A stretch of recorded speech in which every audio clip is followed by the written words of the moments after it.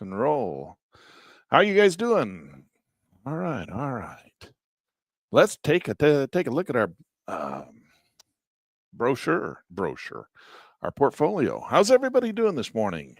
Getting a little bit of a late start here. Had a few technical difficulties. All right, we're on live though, ready to go. So we're in good shape. How's everybody doing? We got a few people logging in. It's nice to see you guys come in for our class. What we're going to do today is we're going to look at the UBI, Universal Basic Income Portfolio, and we're going to go down through our stocks. We're going to see how things are doing and see if we need to add or subtract anything to our portfolios. We're going to take a look at my spreadsheet. We're going to see what my real money account's doing. I've been doing some rebalancing, so we want to take a look at that.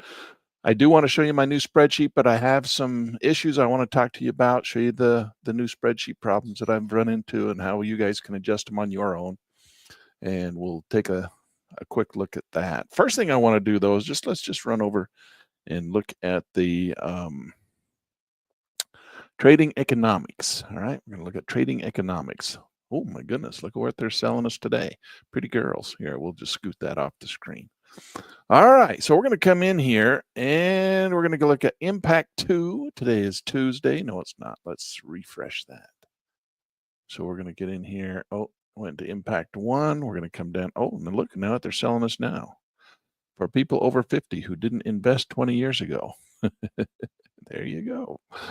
That's why we're here, right? Okay, so we're going to come in here and look at 2. I just want to look at the news. Thursday's news, no advertisements. All right. So today, GDP growth rate. Actual was 3.3, previous was 0.5, consensus was 3.1, forecast was 3.0. It outperformed it. So the GDP growth is at 3.3. Wow! Forecasted to be 3.0, consensus was 3.1, previous was less than that, but it's now actual 3.3. That's crazy. Corporate profits, quarter over quarter. Forecast to be 1.8 and it was 2. So that's good. GDP price index, quarter over quarter, 2. That's right on the numbers. Initial jobless claims. Let's see how that turned out. 237 was the forecast. 229 was the actual jobless claims. So jobless claims were down. That's crazy good. Pending home sales. Let's see if we got good news there. Pending home sales was 0.2. Now it's 0.4. So that went down. So pending home sales. Maybe we can get some homes. Maybe we get some homes for these younger guys, younger people who want to buy some homes. Pending home sales year over year, 0.4, 0.7. Well, that's up. More people want homes, less homes are being sold. Fed Wallace comes in at 4 o'clock p.m. today. See what's going on tomorrow. 6:30 in the morning, 66666, 745 Chicago PMI. Core price index is coming in tomorrow. Personal income, personal spending. Those are going to be big movers. Goods, good trade balance. Goods trade balance. That's what we want to see. 87 billion. Consensus 89.5, 84.45 on the trade balance. All right, so there we go. That's what we got going here right now. So the GDP growth rate. Wow, that's crazy. Look at GDP. You know what that means? That should be good for the S&P 500. So if we pop back over to the S&P 500, that is what that is right there. Let's come in here and look at the S&P 500. The S&P 500. Nope, that's the shy. Let's see. I want to look at S&P. S&P is still going crazy. Look at this thing. This is crazy. All right, this is our previous high back here. Look at this. This is the previous high. And it broke that easily. So if technically speaking, I mean, we've come up in here. This is a drive 1. This is drive 2, drive 3. We're trying to make a drive 4 in there. Market's starting to peter out, though. You can tell it's kind of losing its energy. I'm waiting for that pullback. Now, if we take this out of here, that one little pop right there, we would be in drive 3. This would be drive 2, and this would be coming up into drive 3. Now, why do you do that, Lan? You're like, well, you're cheating there. You're supposed to be drive 3. You're supposed to help us identify the 3 drive pattern, right? And now you're coming in there and trying to combine one in hindsight. Well, the reason I do that is because if we come and look at the Qs, which is the sister, right? So we got the SPY, which is the brother, and we got the QQQ, which is the sister. Look at how clean this 3-drive pattern is, right? We got drive 1, got the little counter trend in here, drive 2, counter trend, drive 3. So we're up in here, and it looks like right there is trying to go into drive 4, but it's not. That's got to break above that high right there to be the drive 4, and that would be, well, those blue lights would be our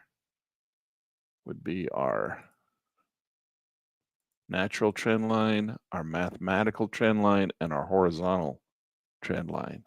So that's the breaking points right there. So we did break the first one, but it's got to go up and break that previous high to go up and, you know, break into the fourth drive. And this one here is just a tiny little drive here. So it's kind of petering out. That's the point I'm making here, is that we're kind of losing our mojo. We're kind of losing energy up in here. And that generally happens in the Wyckoff setup. So if we come in and look at the Wyckoff setup right here, this is what we're looking at right here. So this is the Wyckoff setup on this side. So this is your, right down in here, this is this section here. See that? So when you look at the Wyckoff model, this is what the big institutions have programmed into their quant systems. And so this is why we pay attention to this. It's basically reverse engineering the large speculators. Now, Grant Thorne wrote an article yesterday. I don't know if you guys went and saw the Claire put out the podcast on it, because Grant Thorne sent us 3 articles already this month, and we can only print one of them. And well, we could print 2 of 3 or 4 of them in Pit News Magazine, but as he sends them out, they're kind of timely. So we want to get them out to you. So we've done 2 podcasts on Grant Thorne's articles, and then one of them's being published in Pit News Magazine, which is coming out on Monday. So if you haven't seen those articles, the summary of them, the podcast is a summary of his article. It's not the article itself.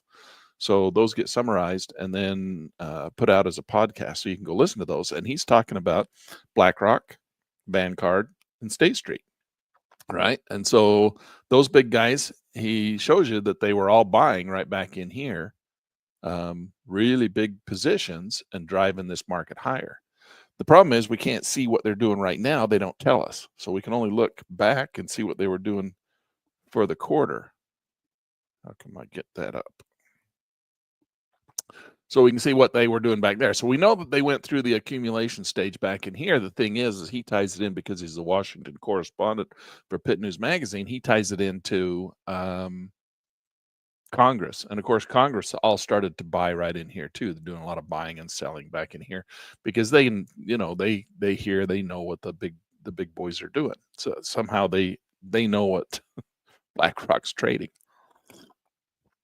I don't know how they know. Is it illegal? He says no. He says what they're doing is just timely for some reason. Congress. So he likes to use Congress as a forward-looking guide, because the big boys, BlackRock, Vanguard, and State Street, they don't have to tell us immediately what they're buying and selling. They do their quarterly, so we only find out every quarter. But Congress, they have to tell us within, I think they said 45 days or 30 days or something. So he says, let's watch Congress and see what they're doing. And just, you don't necessarily have to be looking at Congress as the ones who are making lots of money like Nancy Pelosi, right? But Congress in itself, because even though they don't necessarily make money, some of them, they're kind of a heads-up display.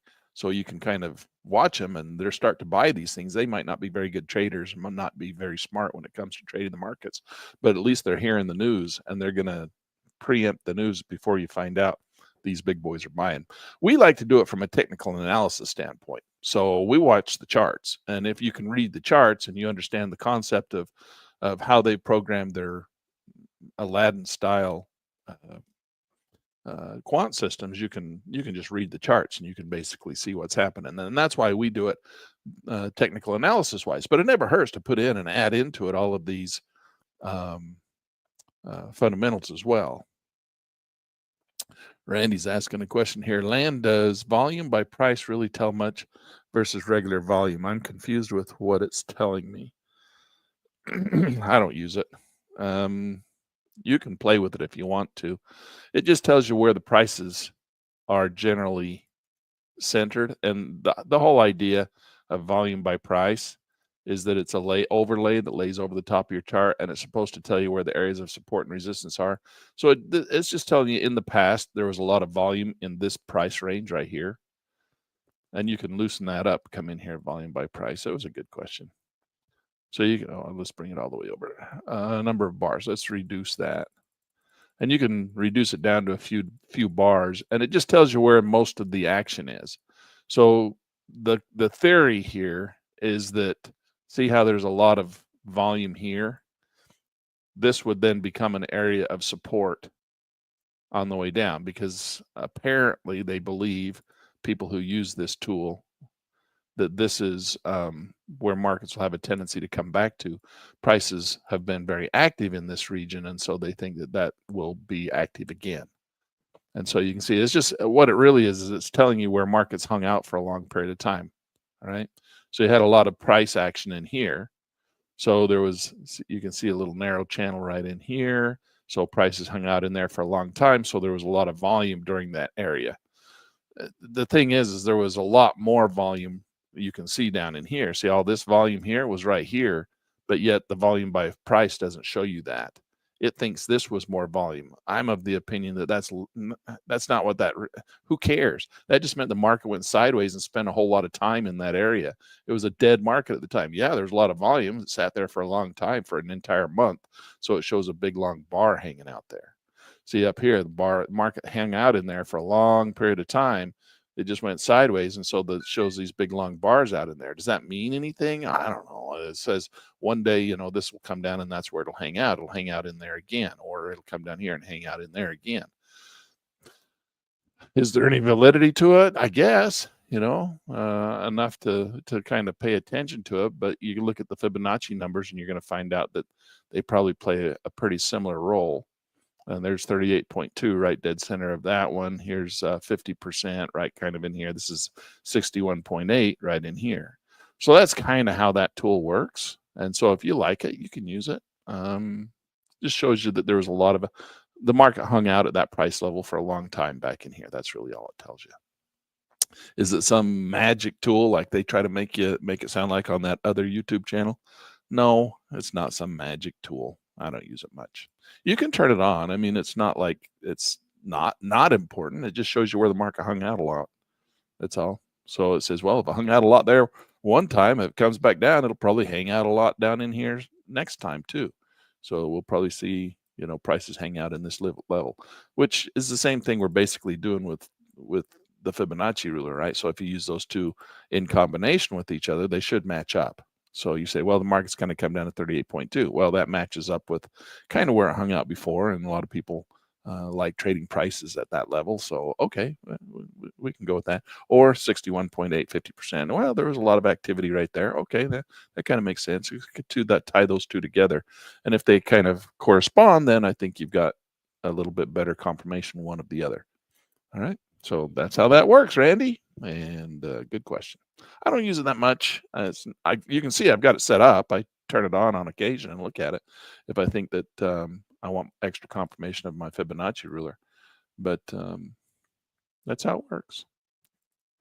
Is it a neat tool? Yeah, it's kind of neat. But is it the magic bullet everybody tries to make it out to be? Everybody tries to land on this one thing that's going to be the magic bullet. It's going to just tell you, oh, you're going to rich beyond your wildest dreams if you just do this one thing. There is no such thing. That's why we dollar cost average in, we dollar cost average out based on probabilities.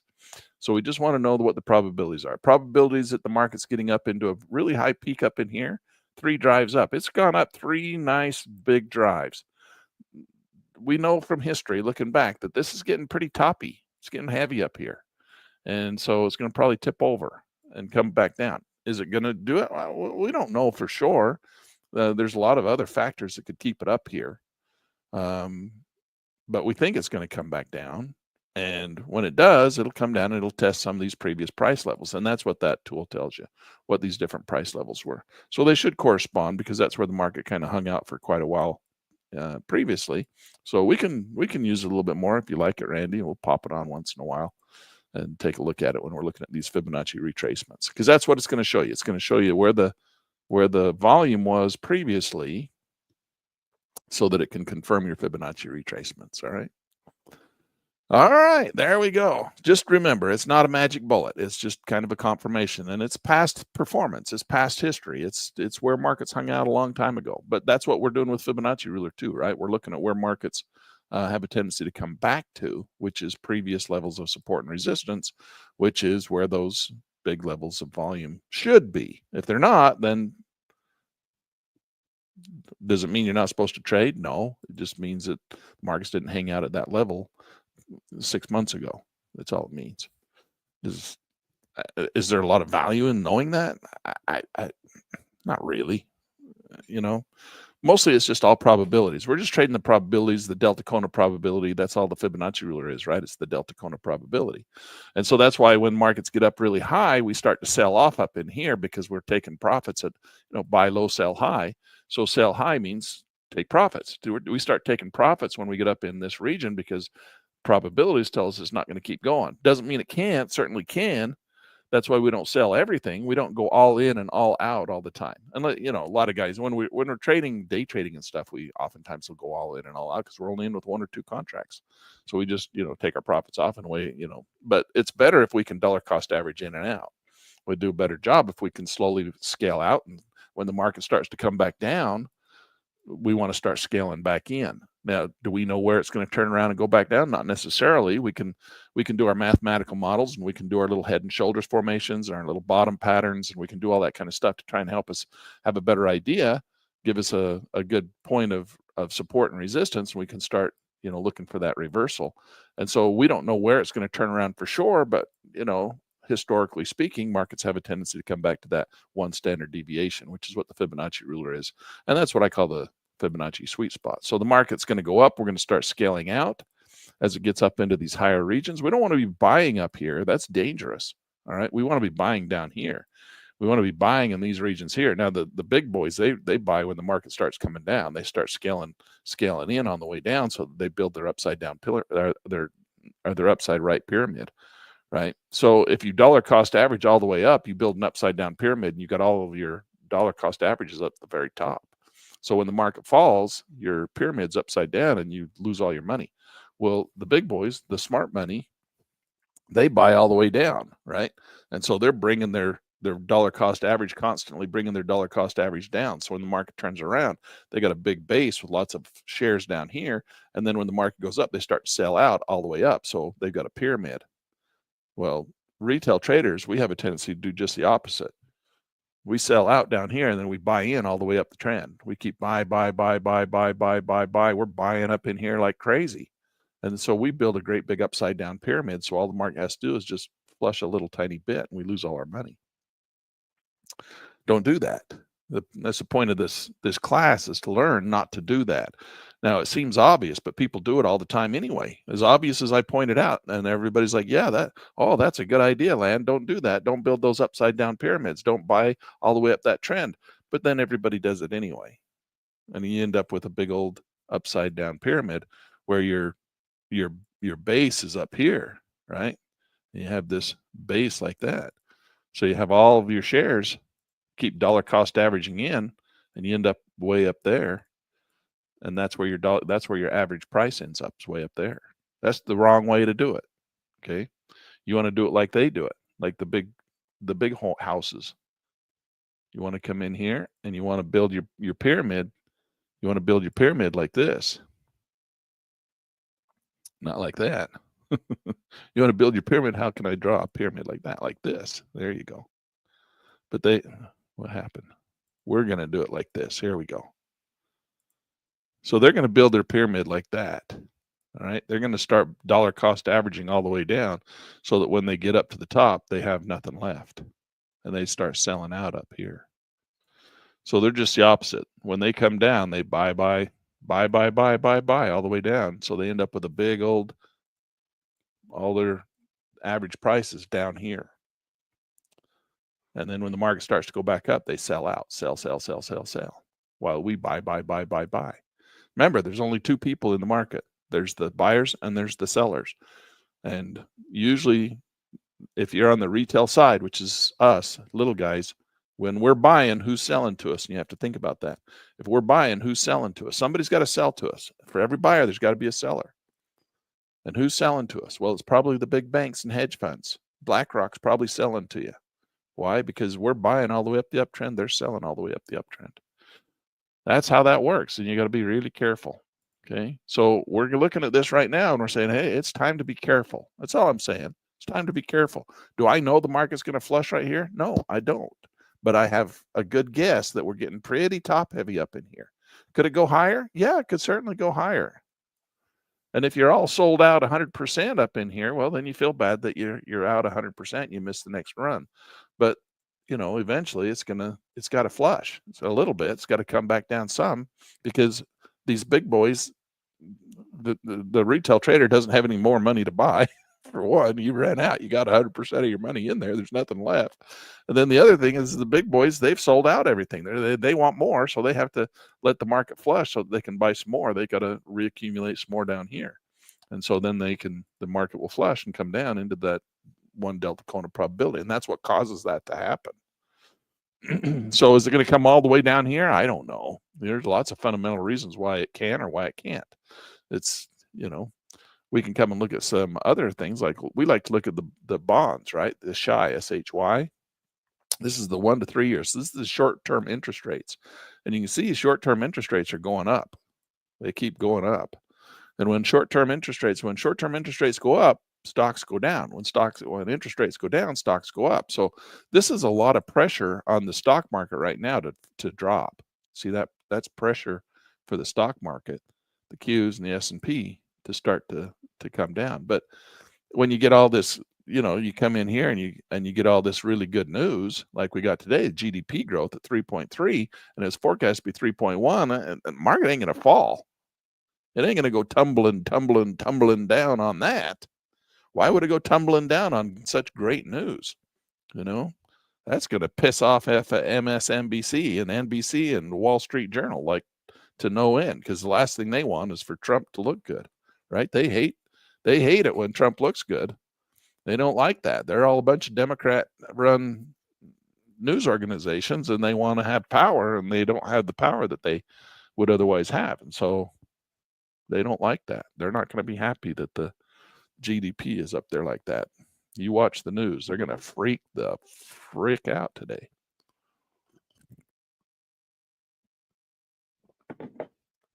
Trust me, you're going to see all kinds of, oh, I can't believe it. Oh, inflation. Oh, this, that, and the other thing. They're going to cry the blues because that was good news. All right. So that's what we're looking for. Now let's go look at some other individual stocks. Those are the backbone, right? The spine of the industry. Those two markets right there. The Dow, of course, we got that one too, and that one's going crazy. Drive 1, drive 2, drive 3, drive 4. Some of these are just like, I don't know if you want to put that one together with this one, because they're kind of did this little sideways thing and then this little sideways thing. It broke the blue light so many times. It's just weakness right in here on the way up. This one, the Dow showed a lot of weakness here, showed a lot of weakness here. So it almost looks like this is drive 1 up to this little pullback, this weakness, counter trend. We got drive 2 up to this counter trend, and now we're looking on drive 3. The blue lights broke several times because this thing just went sideways for an entire month, and then it went sideways for an entire month. But it's breaking higher. It's doing it again.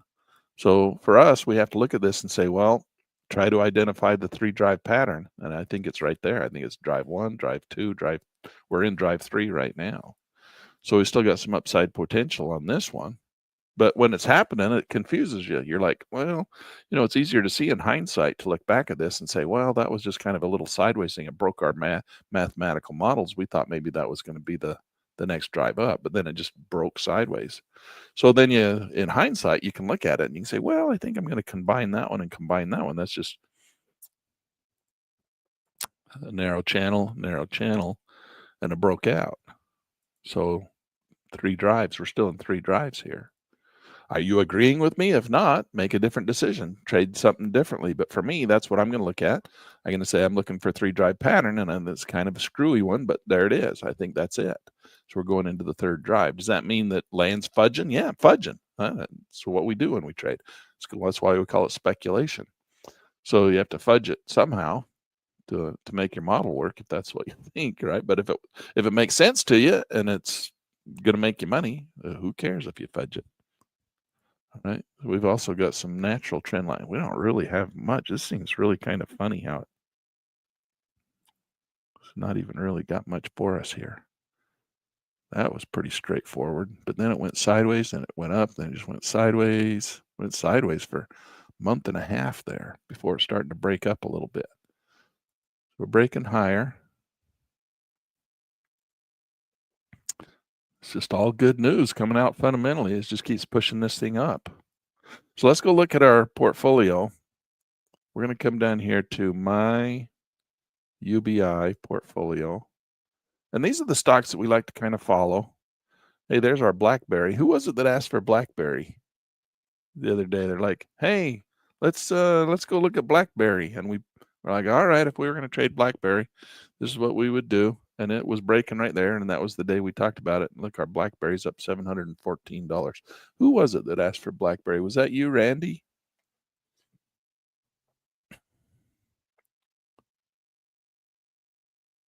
Steve Scott says he's looking at NU.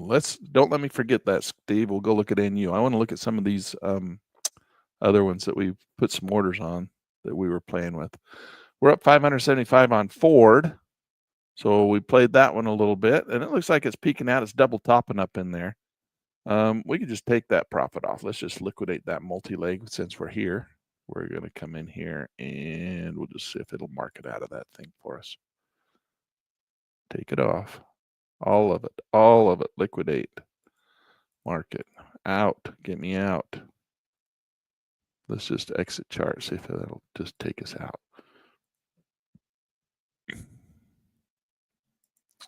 Well, for some reason, that's not letting me liquidate. Let's see if we're going to have to do a limit order. 94. Let's see, 90. 91. We'll just do it like that. See if that'll take it off. Nope. I don't want to hit exit all because that'll take the others out. But that'll probably take it out. Let's leave that for a second. We'll see if we can get it off later. Come in here, go to Blueberry. Blueberry is, or BlackBerry is doing good. We're still climbing up out of there. So we'll leave that one on. I want to take the Ford off. How come I can't get that off?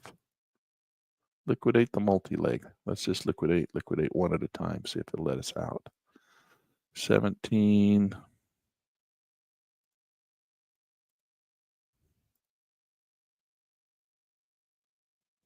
Huh.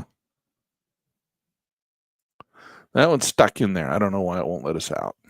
We'll try and get it out another way. Exit chart. I could hit exit all, and I'm sure that would take it out, but I just want to get this one. I don't want to take BlackBerry out. I don't know. It's not going to let it out. Sometimes the simulator says there's not enough volume, but there looks like plenty of volume in here for this today. Let's go look and see 85 days out. This is just a simulator. It should let us out. Where's the other side of that? Huh. I don't know. We'll work on it another time. We'll just see if we can't get that out. We'll leave it in there, I guess, for now. Maybe it's because we got 10 of them. It won't let us out at 10 of them. Try one more time. Come down here.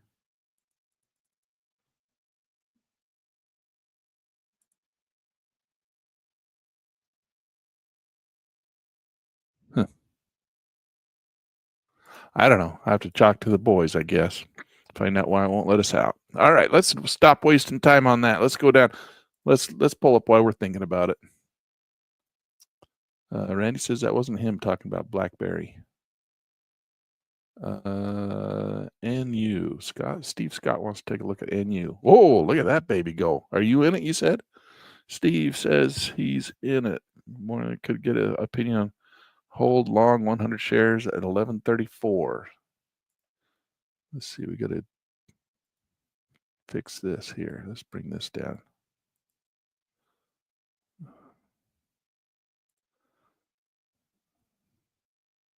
NU Holdings. What does NU do?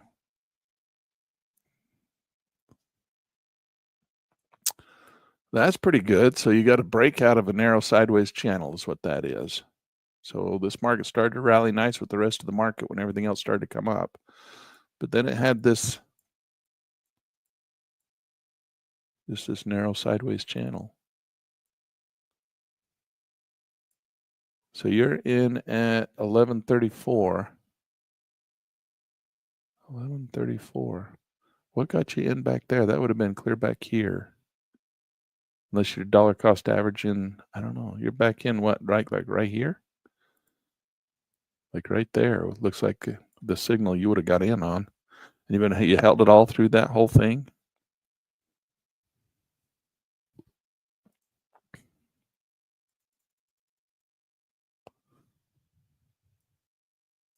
Looks good. Looks good to me. I don't know what they do. But it's starting to go. You're going to have to sit through a drawdown. It'll probably, if you look and see what it's done in the past, you say, well, last time it took off like a rocket ship. It went that far. And then this one, it went this far. And this one, it went this far. And it all looks like it all went about 3, 3, 3. This was a little longer, 3. So you just take the average and say, well, it takes off like a rocket ship. Well, that's about where it is. So that's about the peak right there, about the same distance all those last big green runs were, right? So it likes to run in $300 runs. There's another one right there, little $300 run. So it's about at a $300 run right now.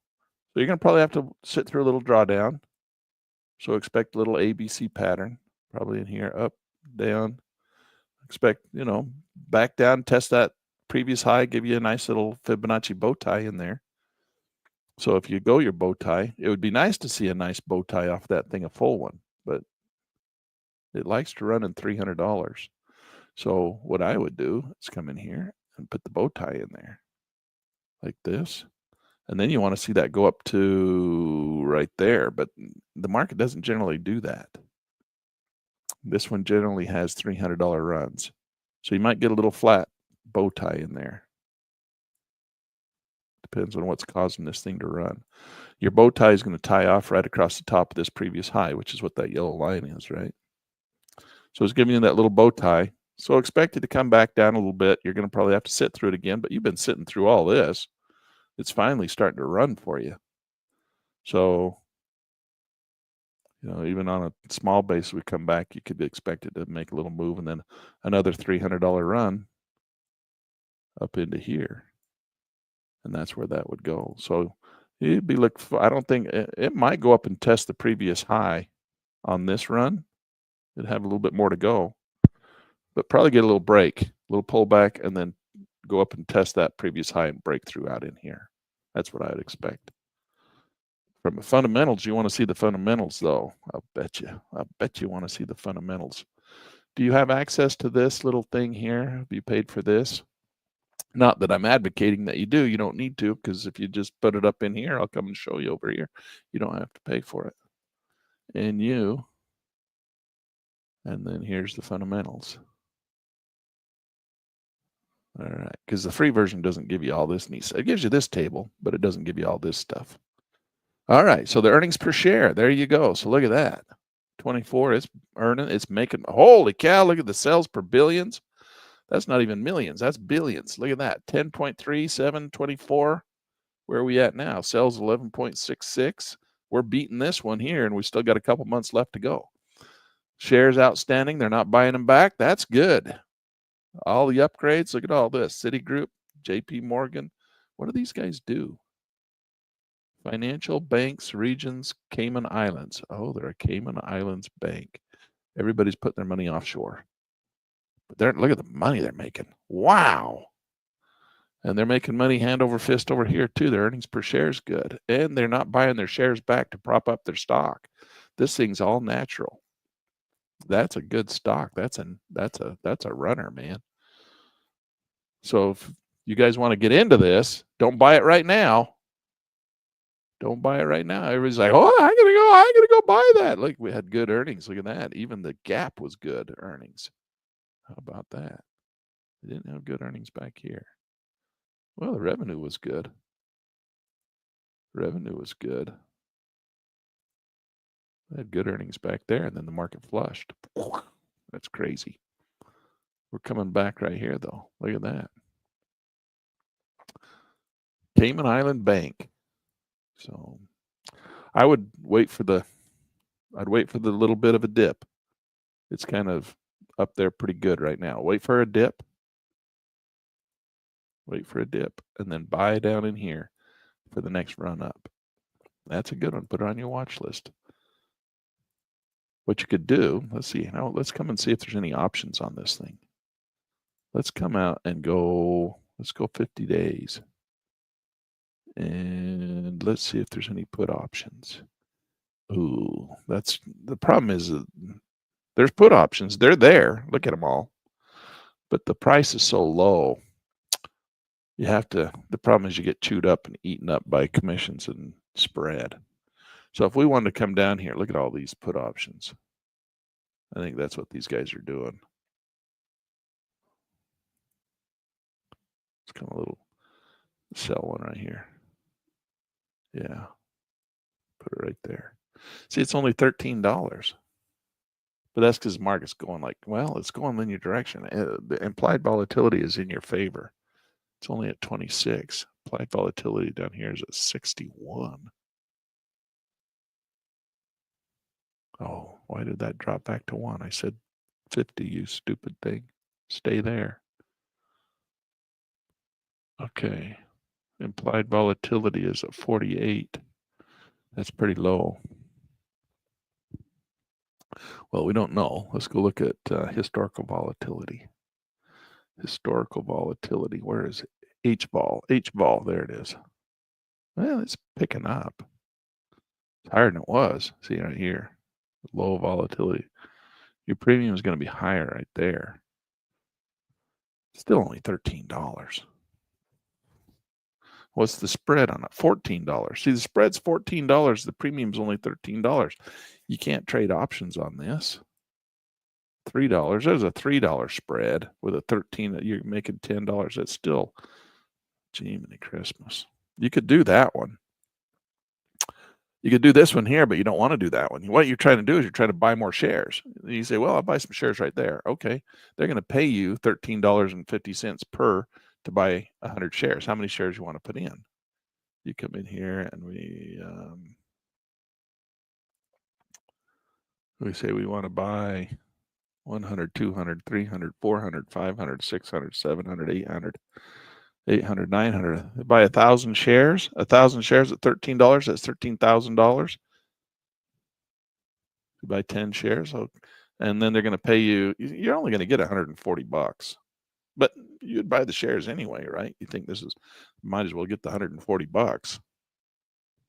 They're going to have a spread. The spread's only $10. I don't know if we could get that. 12. So now your spread's $30. You're going to get $120. Yeah, do it anyway. And they're not going to let you have it. Just this stupid. I think you could do it if you had the real money. This is just the dumb demo account. So that's what I would do. I'd come in there and I say, look, I want to buy some of these, and I'd sell 10 of these right here. What that's going to do is going to give you a lousy $140 to put in a limit order to buy 1,000 shares at $13. All right. Which you would like to do, right? You would buy 1,000 shares at $13 if you could get it. That you wish you would have bought it now. But if it drops back down, otherwise you get your $140 and you wait for the shares price to come back down.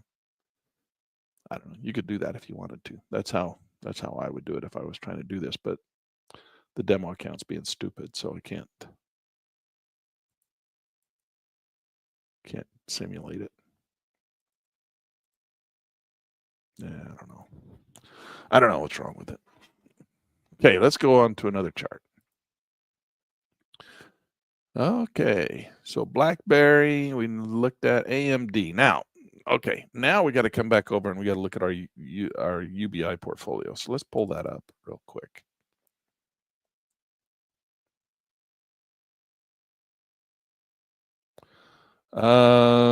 Is it ROC, Randy? I can't remember. I'd have to look and see. I took it off. I made a bunch of money on it, and when the market started to flush, I took it off. And then I was watching it to see if we wanted to put it back on, and I lost track of it. I'd have to go back and look at my history. I'll try and remember and let you know on Tuesday when we're back in class again.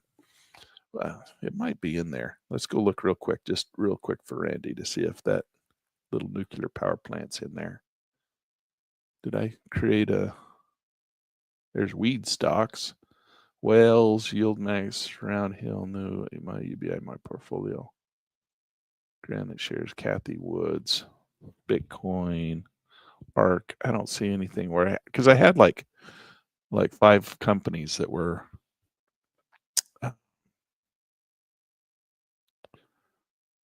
you know what? I got an idea.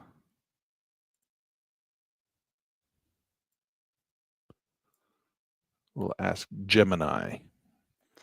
You know, Gemini, it's ChatGPT made by Google. This is the Google version of ChatGPT. This is their AI system. So let's Google it. Let's Gemini it. This is the Google version. All right. So what are the hot mini nuclear power plant stocks? List their symbols. The hot mini nuclear power plant manufacturers.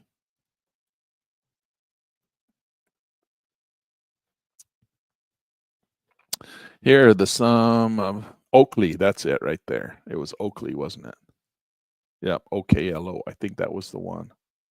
I think that's the one I had. So here's the pure play SMR developers, new scale. Let's go look at them. Let's go look at them. Let's come in here. We'll look at our portfolio here in a minute and see what some of these yield max funds are doing. But let's go play with this here. The SMR, OKLO, NNELEU, LTBR. We should do a whole hour on this stuff, shouldn't we? We should dedicate a comma. Go do all the fundamentals and look at it all. And GEBRR. BWXT. All right, let's go look at those. Did I just screw something up? I did. That was my other portfolio. What in the heck am I doing? That's not what I wanted to do. I put those all in the wrong copy. Nuclear power manufacturers. Did I spell that right? Manufacturers. There we go. GE Genova. That was the one that was supposed to be really hot too, but it was already so high. I think I bought some of that one. But I think Oakley is the one you're talking about. I think that's the one right there. So I bought that and rode it all the way up here. Where did I take it off? I took it off the first month with everything else. So it's coming back now. I took all that stuff off here, right here. I rode it up. I think we bought it right in here, right? And then we just rode that last wave up, and then I took it off. So I don't have it right now. It's something that would be, this is probably one of those stocks that could just be a long-term hold if you wanted to. Just a buy and hold. But remember, it's going to be, if you buy and hold, it's going to be a linear buy and hold. You're not going to get the 7 wonders of the world out of this thing unless you actively trade it. If you just buy and hold it, it's just going to grow. Nothing wrong with that. It's just not going to compound your interest on you, compound your position. Right. That was something I wanted to talk about today. A little bit of compounding, 7 wonders of the world.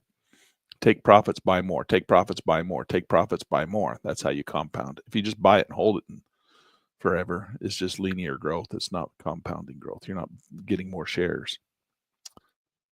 Remember, the name of the game is to get more shares. If you just buy it and hold it for 30 years, you don't have more shares. You just have the same number of shares at the end of 30 years, and those shares are of more value, but they're not compounding. So you have to, if you want to experience compounded growth, you have to buy, sell, buy, sell, buy, sell, and you have to take the profits and buy more shares. Take the profits and buy more shares. Now, it doesn't mean you have to buy the exact same thing, but you take your profits and you buy shares of something else. You accumulate shares. That's how you make compounded growth. That's how you get rich, rich, rich beyond your wildest dreams. That's why you can go and put all your money in, put money your whole life into a 401k, and at the end of the 30, 40 years of putting money into a 401k, you can have $300,000. That's all you got.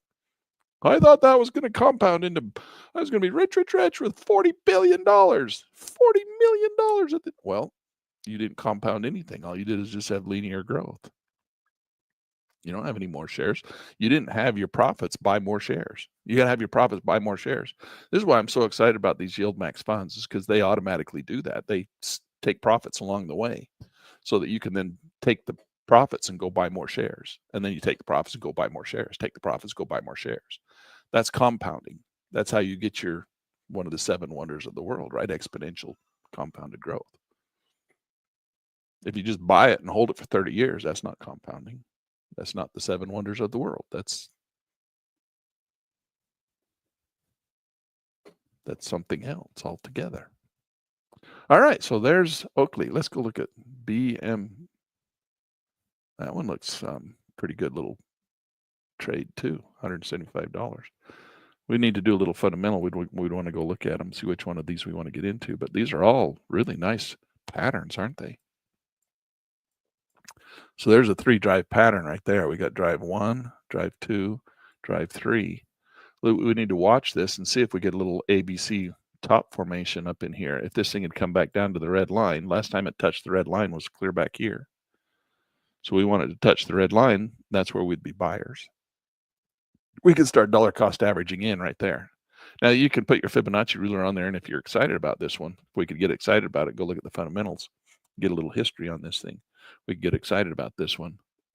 Stop that auto scale. I turned you off. My goodness sakes. Goodness sakes. All right. So now come in here. We have this all the way down here, back here for the full 3-drive pattern. This is where we could start buying in. Now you could start buying in at 38.2, depending on how strong it is. We have to wait and see. But you could put in your first 10% here, put in another 10% here. You start getting into 20, 30% down in here. And that way, when it turns and starts to come back up, you could add another 10%, add another 10%. At that point, you're up in, you got 50, 60, 70% of your entire designated amount of money that you want to put into this market. Let's say you want to put $50,000 in there. So you could start putting 5,000 in, put another 5,000 in, put another 5,000 in, maybe put another 10,000 in down here. You're going to build your pyramid going down, right? So you dollar cost average on the way down through these Fibonacci numbers. Where's it going to turn around and go back up? We don't know. Somewhere down in here. It's going to turn around and go back up right down in here. So as this market comes down, you can start buying in case it turns and goes up here, in case it turns and goes up here, in case it turns and goes up here. These are different locations you start buying in so that you can dollar cost average in as the market comes. Now you can be a little bit more sophisticated about it if you want to. You can come in here and wait for these little head and shoulders formations, right? Buy the little dips, look for these little patterns out in here, and buy these little rally points. And that's a little bit more sophisticated, or you can just dollar cost average in down through the Fibonacci numbers, whichever you prefer. And then when that market starts to go, you got a nice big position build up, and your average price is down here, not way up here, right? So that's how you do it. That would be a good one. Let's see, GEV. That's another one. Wow, look at that thing. GEV and Nova. This was, I didn't buy into this one because it was too high when I was like, man, that thing, I got to wait for a pullback.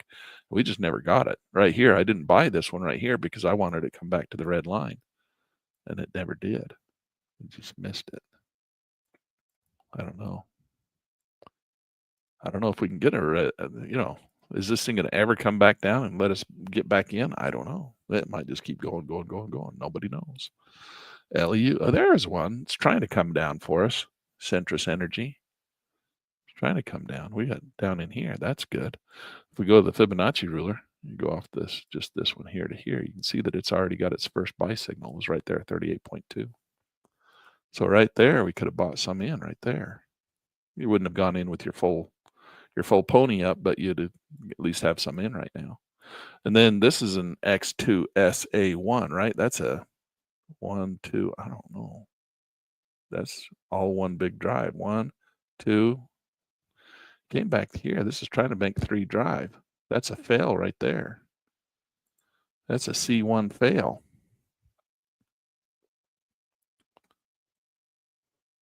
Right? Go try to go into the 3rd drive and it failed. So it came down. That failure didn't quite break that lower level. Still up there. Technically speaking, I'm going to call it though. This is going to be our X1S A1. X1S A1. You're holding a pair of 2s right here. So you could put a little bit of money on a pair of 2s. You're not going to load it. You're not going to back the truck up on a pair of 2s because that thing might come back down. More likely going to come down and give you one more shot at it down here. And that would be your head and shoulders formation, right? So you get your left shoulder. And then this is where I think out here where we'd start that new trend up. But it might just go right off of here. Might because this never did break this low here. So technically speaking, but it did break that one. It broke this one. So it is definitely an X1SA1. So that's X1SA1 right there. I like X2SA1, which is down here. Much better. X2SA1. I'd really put some money in on X2SA1. If we can get it down here, break 50, 60% down in here, first green candle to make a new high. So you get your red trend coming down, first green candle, back the truck up on that baby right there. X2SA1. That would be a nice one. Of course, we want to go do our due diligence and look and see maybe we would rather be in GEV, but it's not coming down and giving you a buy signal. There's another light bridge. That thing took off with the rest of the market. It's just been going dead sideways. Probably a better one. NNE, nano nuclear. Look at that. That's right there at that red line too.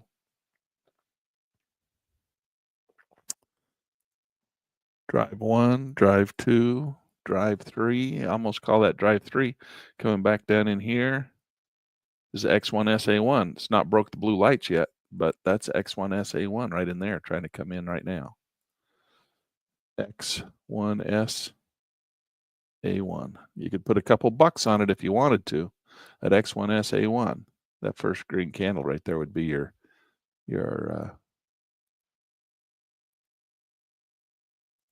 spider web. So it's already happened. It's coming up breaking the second spider web right now. But I would expect this market not to give you the perfect run. I don't think it's going to go up, break those blue lights and go to the moon. I think you'll get it and it'll come down. And whether it breaks a new low or not, I don't know, right? It might come down here. And then that would be your first green candle to make a new high right in there. And that's where we could put some money on that one right in there. You could go, I don't know if I'd put any right here. I think I'd wait. But if you wait, you kind of missed it. That's the problem. You'd be chasing this market in. But breaking the blue light is also an entry point. But usually when it breaks the blue light, it gets a little pullback. And then it goes again off that one. If it goes up and comes all the way back here, well, be careful because you're looking for the first red candle or green candle. If it makes a green candle, you can put some in. But it could come down, break that lower point, and get another green candle down here. It's just kind of what we would anticipate. So that's why you want to kind of dollar cost average in. Not put all your money in all at once, but try and get a little bit in there. Oakley, that's the one we had. That's the one I was holding. And I got out right up in here. I took mine off right in there. And it came down, and now it's going back. Maybe, because I would like to see, it'd be nice to get into this thing again, wouldn't it? This be a left shoulder, neckline, head. This would be a neckline. We get a little right shoulder in there.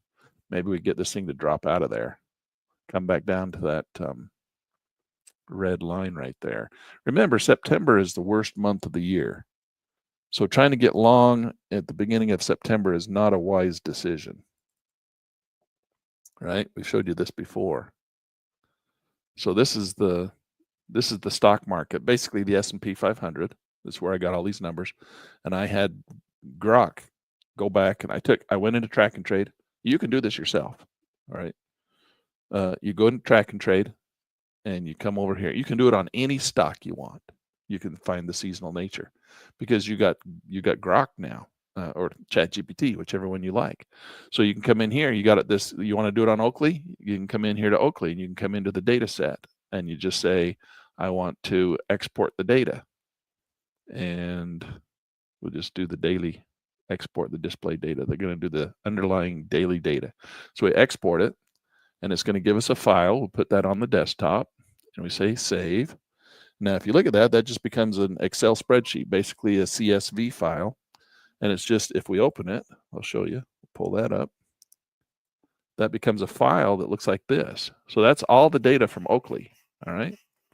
So you can see it goes back long ways. Track and Trade has history on that all the way back to 2021 on daily chart. Okay. So you can do that with any market. You can, so now we've got all of our historical data. Now what we do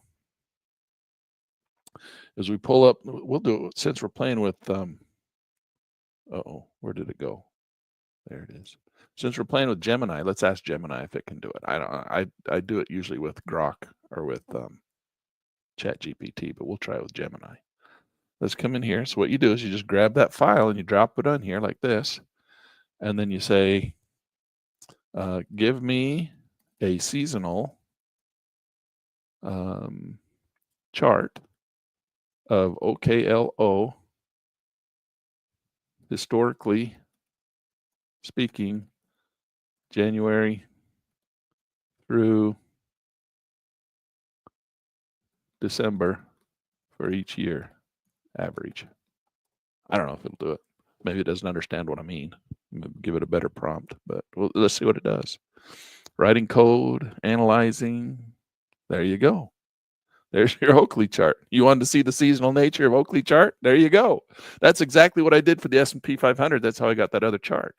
Now you guys can do that yourself. You see how I did that? I just exported it out of Track and Trade, put it into ChatGPT, which actually this is Gemini. So this is the Google version. And I said, give me a seasonal version of the chart. And there you go. So September is its worst month. Not that it's bad. It didn't go red like the S&P 500, but September is not its greatest month. So what we want to do is, that's cool as heck. That is the coolest thing ever. That works so good. How about that, guys? I've generated a seasonal chart showing the average Oakley stock price for each month based on the historical data. And that was fast, too. Chart shows Oakley stock has historically been highest in July and lowest in December. The value of January and February are also relatively low. Not to mention September, which is the month we're coming into. So that was cool as heck. That was really cool. That worked out perfect, just like I'd planned it. Just like I'd had plans to do it. Okay. So that's what I did to get this chart. And that's how I did that off the S&P 500. So if you guys want to go do it yourself. And you can do it on any chart you want. You can see when the good months are and the bad months are, historically speaking, seasonally speaking. See, that's kind of what TradeMiner does. So when you have TradeMiner, it'll do kind of that same thing, kind of a similar type of event, right? We're looking at the seasonal nature of markets. All right, so that's what we're looking for on Oakley. I want to see it come back. I would like to see it bounce back a little bit. That's an X1SA1, and I get a rash whenever I see an X1SA1. And the reason I get a rash is because I always want to buy right there. I always want to buy right there, and I always get my hiney handed to me. Not every time. It's like 90% of the time I lose. So I don't want to buy X1SA1. I've given up on X1SA1. I've missed out on being in a chart that goes up. Yes, that's true too, but there's always other charts. Plenty of charts to trade. Okay, there's RR. Look at that one. Holy cow. That's a $3 chart, though. That's a penny stock. If it's under $5, they consider it a penny stock. What? I thought a penny stock was under $1. No, $5. Anything under $5 is a penny stock, because you can't stay you got to be above $5. You got to maintain $5 to be on an exchange. Otherwise, well, this is probably on on the American Stock Exchange. To be on the NASDAQ, you have to stay above $5. All right. So there's NewScale, SMR. Look at that. Oh, there we go. But that is definitely an X1SA1. That really flushed. Giving us a little rally here. And it's weak. Look how weak it is. Strong down, weak up. These are not good bars. That's exactly what you want to see. Let's see it go up, break the blue lights, come down one more time. And that's where we could buy into that one. NewScale. All right. So that's next one, SA1. I get a rash. I want to get in it right there. I always do. X2S, especially a deep one. I'm like, oh, that's a good buy. I want to get into that right now. And I get into it, and then the damn thing goes one more down. Gives me an ABC pattern like this. Down it goes, and then we get in down here, and we feel a lot better about ourselves. But we get in right here, and we feel bad about ourselves because it turns and flushes back down here again. So there you go. There's your Fibonacci ruler. And if you want to, you can turn on that volume by price. How about that? We'll turn that on. And there you go. There's a big long bar right there, 90. So maybe that thing will come down and hang out down in here at this region here. Think it will? I don't know. Watch it and see. Nobody knows. It's just that's why we dollar cost average. You can put a little in right here. We're at a good spot to add a little in if you want NewScale. If you're into NewScale, you want that one, put a little in right there. But anticipate that this thing's going to flush and come down here and you get some more. But if it doesn't, if it goes up and starts doing one of these, then, well, then you're better off, right? You've got some in here. You can get the pullback, add a little bit more in on the pullback here, and the first green candle to make a new high, and away it goes. Up it goes. Make money hand over fist. All right. But that's the name of the game on that one. Now let's come back over real quick. We're running out of time. We got to go to our UBI portfolio. Let's pull up my UBI portfolio. And I want to tell you what the problem I'm having with my spreadsheet is. This is only for active charts. And I've rebalanced my portfolio. And so I've got a bunch of money that I made in other charts prior to the year. And when I took those out, it screwed my sheet all up. So I'm actually making a lot more money than this because I took a couple out, right? I deleted them, and so they're not listed here. So for January, it shows that I only made $24,000, when in reality, I made it like $35,000. That's what's wrong with my sheet now. I broke it. When I started to rebalance, I was like, oh, I'm just going to take out all the ones I don't need. Boom, started deleting them. And then I'm like, wait a second. If I delete them out of here and I don't track them anymore, I'm like, why do I need to track them if they're gone? I've taken that money, it's gone into cash, and I'll put it somewhere else. Well, because now you don't know how much money you made. Now it shows that in January, you only made $24,000. And when I really made like 35. And like for, which one was it? It was like May, it only shows 46,000. I was like $60,000 in May, right? 55, something like that. I think this one still shows it. May. 53,000, see? So this is the old one, shows 53, and this one I realize it has the same problem. I had others that I had deleted out of this one, and I was just tracking the active ones and not the, because I was thinking in my head, I don't need to track them anymore once I've sold them all out. I'm not in them anymore. I don't need them. So I deleted them. I need to archive them, and I didn't do that. So remember, when you're doing your spreadsheets, you got to archive them so that when you do this, the numbers are still there. Because when I deleted them here. I'm thinking, well, I'll delete them here, but I won't delete them up there. I deleted them here, but this just pulls from, because it's mathematically calculated, it's a spreadsheet, right? So it pulls from the number down here. That's where it gets these numbers from. And screwed up. So these numbers are all wrong. So to get this back is going to take me another many hours of spreadsheet work to go in through, go back and find the history, which is why I am so excited for our new program. I can't wait for it to come out.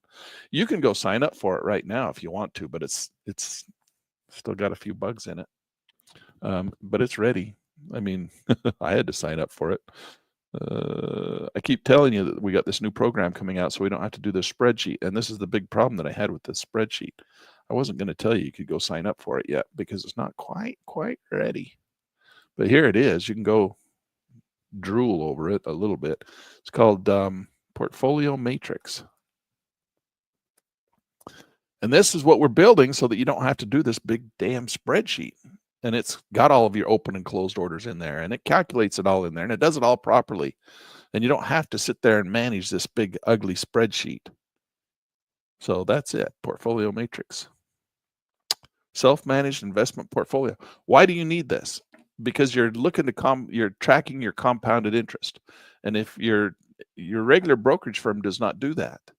So if you have Track and Trade as your broker, or if you have Robinhood, or if you have Fidelity, or if you have, any of these big firms, and you go in and you look at their the way they track your portfolios, they track your portfolio for tax purposes, not for growth purposes. They don't really do it properly. None of them. I've got I got Fidelity, I've got Robinhood, I've got Track and Trade, I've got about 6 others, right, that I've gone through and opened accounts. None of them do this this model that we've created here.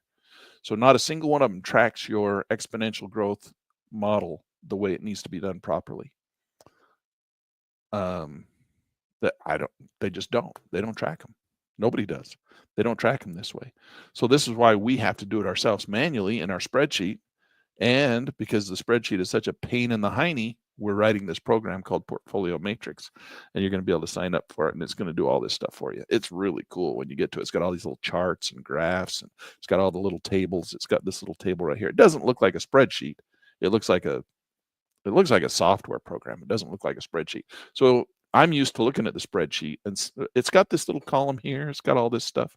It's got all this stuff right here. It's got everything you see right here. It's in it. It's there. It's just not in the same format. It looks a little different. It looks like a program instead of like a spreadsheet. I don't know. I like spreadsheets, but it looks similar. It's got all the same numbers. And I labeled them different. Over there, my son, he's a Series 65 guy. I've told you that. He used the real terms that the financial people use. I'm using terms that you'd see in business just because I think it's fun to relate it to a business as opposed to do the financial stuff. So there's a little bit of a learning curve going over there from our spreadsheet, but it's all there, and it's really cool. And we thought we were going to be having it ready to sell this week, but we're going to wait till next week. I think we're going to wait till next week to get you guys in there. When you're ready, just let me know. We're just letting a few people in now and there. We're not like opening it up to the whole world and run the ads and everything, because we're not ready at that point. We just need some people who are willing to be test bunnies to jump in there and put your portfolio in there. It's really cool because you just put your portfolio, you just give it your username and password, and it goes out and pulls in all the data. You don't have to go and enter it all in there or anything. It's really cool. It's all out. The problem with it is it makes it so you don't have anything to do. And for those of us who are little worry warts, we like spreadsheets because we can come in and twiddle with all the numbers and do all, we got something to do. I got to get up, get out of bed, come up here and look at my spreadsheet, change all the numbers. Well, with this program, it's all done for you, so you don't have to do that. But, some people don't like to run spreadsheets. So this is for you. Anyway, this is my real money spreadsheet, but it's just the active ones right now, and it's not showing the history. So what I want to do is I wanted to show you, just before I let you go, we're going to go ahead and I'm going to add in my most recent dividend payout. So I'm going to look it up on my little program because they don't tell me what it is. And there it is right there. So I think my most recent dividend payout. Wait a second. How come that's not coming? Oh, that's the wrong one. Hold on a second. Give me 1 second. I'll find it. Where? Oh, is that it? I think I'm missing one. I wanted to put it in there. I think that's it right there. Let's go look and see. So we're going to come down here, TSYY, because this one pays out every month. All right. So I got in here. I got or 4 times a month, every week I meant. So it paid my first month was $1,000. My first week was $1,536. Now I put in $60,000. All right. So that's the TSYY. I put in $60,000. And then so far, it's given me, on the first week, it gave me 1,536. And then the second week, it gave me 1,540.52. Oh, I didn't get an extra one. Right now, I'm at 1485. It'll come in on Tuesday. Which one came in on Tuesday? Oh, it's already that. I already got it in there. 1485. So next Tuesday, I'll get another one. And that'll be the last one for this month. But okay, so I don't have one to enter. Let's go look at the other one. Maybe I got one to enter over there. So anyway, I have put $60,000 into this one, and so far this month it's given me $4,500, and I've got one more payment of $1,500 coming. So I'll have $5,500. That's pretty good money. You could almost, a lot of people could say, look, if I could just have an extra $5,000 a month, I would be set, right? I'd be in pretty good shape. Well, there you go. If you have $60,000 to invest, you could put it into TSYY. This is real money. This isn't a demo account. This isn't fake money. This is real money. This is what I've really done. This is my real money. I could take that $4,500 out right now and go buy toys with it. Go buy me a four-wheeler. I could afford a four-wheeler on that.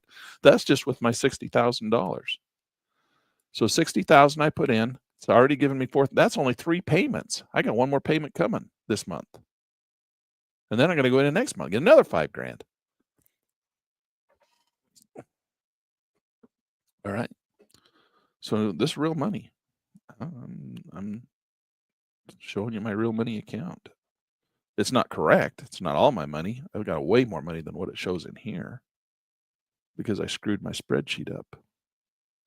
But I'm trying to find this TSYY. I thought I had another dividend come in.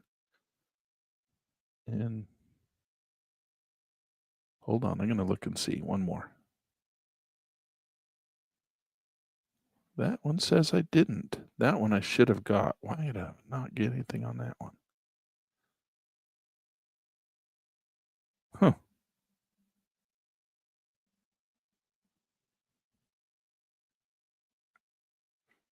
It didn't come in. All right. Let's go look at NVIDIA. I got, oh, you know what? This only pays once a month. So once a month. Did that one come in? No, that one didn't get anything. I'm still waiting for something on this one.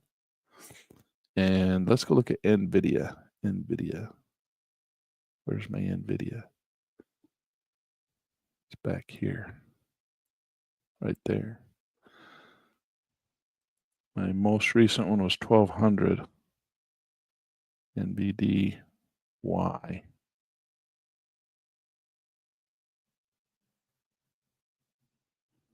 No, that's the 25,000. 24, 26. Oh, 26,363. 238. See, this is why you need the software program, so you don't have to sit here and dink around with all this. Because I sold another 24,000 out of here on the 15th. It was August, so I got to take this, and I got to go equal sign. Do you guys like spreadsheets? You think this is fun? And then I got to equals this minus. I got to put another 24,062.20 in here. Yeah, I took 50 grand out of there. But then my dumbass, I put it right back in.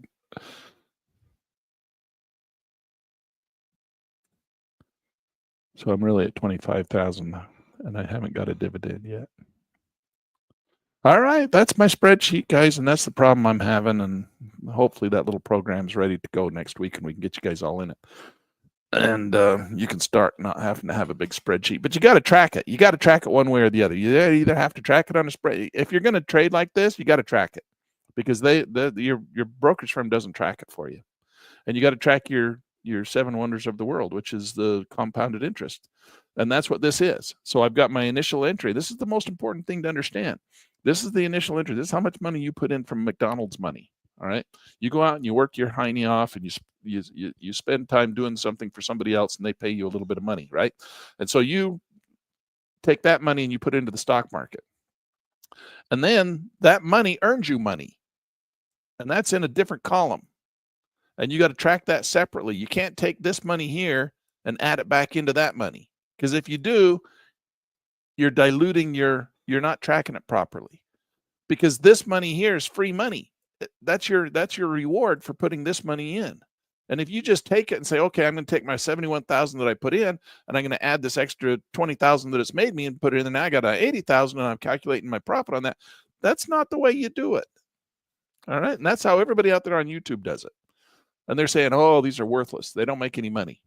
Don't do it, because they're adding that profit back into their original investment.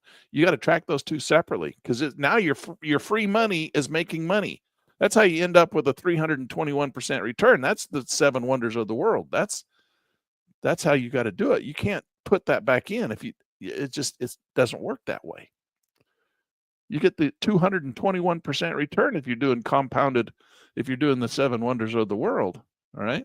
You can't come in and do it like that. You can't just keep adding all of your free money back into the same money that you've already got, because it's not that. It's wrong. Okay, don't do that. And then if you track it, then you can get these big numbers. That's where you see your compounded exponential growth. And you can take this money now. So this is $45,000 that I've accumulated that's not part of the 71 I put in. So it won't be long, 14 months, and it will have paid me back 100% of my 71,000, and that's all free money. Then I can take my 71,000 out, right? Or whatever's left of it. I could take that out and go put it in the Cash Valley Bank, right? Where I feel like, oh, safe and secure. But now I've still got all this $71,000 paid back to me. And now I can go take that and leave that in the market, right? And then I can have that money grow. And that's like free money making free money. And then that will grow and make exponential growth. And then that will grow and make exponential growth. And that will grow and make exponential growth. And before long, you're going to have more money than you know what to do with. That's not a bad feeling to have. All right. So that's how this works. Just make sure you track those two numbers separately. And that's the key to this whole thing. All right. That's it. That's all I got for you today, guys. I'm going to let you go, and we'll check up with you next Tuesday, and we'll do it again. Go look at some charts. Bring with you some of your favorite stock charts, and we'll look through them if you want to go look through stock charts. But we'll probably be working on the UBI, try to build out our universal basic income portfolio. We didn't have time to go look at the individual. I wanted to go down through my UBI portfolio and look at some of these and see if we could add in some money now that the market's starting to pull back on a lot of these. There's Bitto. Bitto's back at a buy zone. Oh, look at that. For you guys, just right off just for those guys who stuck around here and didn't take off already. There you go, right there. That's an X1SA1. That's an X2SA1 right there. That's a good place to start putting in some money if you want to get into Bitcoin in the stock market. That's a good spot right there. That's an X2SA1. Does it mean it can't go down here lower? No, it can, but this is a good place to start dollar cost averaging in. Are you going to sell the car, sell the kids, sell the barn? No, but you're going to put some. This is X1SA1. We didn't put any money in there. Now we're at X2SA1. Now we can start putting money in. That's right there. That's it. First green candle, make a new high. That's your trigger right there, guys. Right there at that blue light. Right here at the red line. Whoo. All right. Buy a little Bitto. They make good look at this. Bitto pays a good rate. I just put some money in Bitto. Where's our right here? Let's go over to Bitto. I'll open this up. When we get this ready, I'll open up my portfolio matrix and I'll show you my real money account in here, and I'll show you in here compared to the spreadsheet. All right, we'll compare, and you can decide whether you want to do the spreadsheet or whether you just want to put it into portfolio matrix. Let's see. Go back to here. Go to Bitto.